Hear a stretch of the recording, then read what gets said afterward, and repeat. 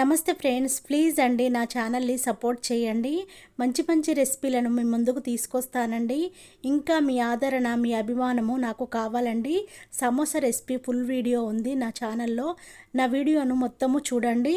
ఉడికించిన ఆలుని మెత్తగా చేతితో మ్యాష్ చేసి పెట్టేసుకోవాలి. టేస్ట్కి తగినంతగా సాల్టు, మిరియాల పౌడరు, ధనియాల పౌడరు, చాట్ మసాలా, పచ్చిమిర్చి ముక్కలు, కొత్తిమీర వేసేసుకొని మొత్తం మిక్సీ అయ్యేలా కలుపుకోవాలి. 1/2 kg వరకు మైదాను జల్లించి తీసుకోవాలి.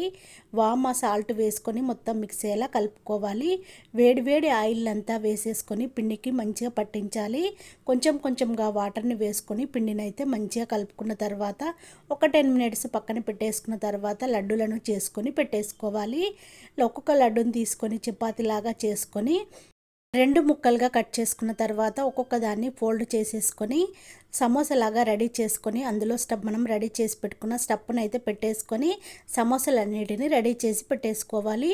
స్టవ్ పైన ఆయిల్ పెట్టేసుకొని ఆయిల్ వేడైన తర్వాత మనం రెడీ చేసి పెట్టుకున్న సమోసాలను వేసేసుకొని రెడ్గా ఫ్రై చేసిన సమోసాలని ప్లేట్లోకి తీసుకోవాలి. ఇందులోకి పచ్చిమిర్చిని ఫ్రై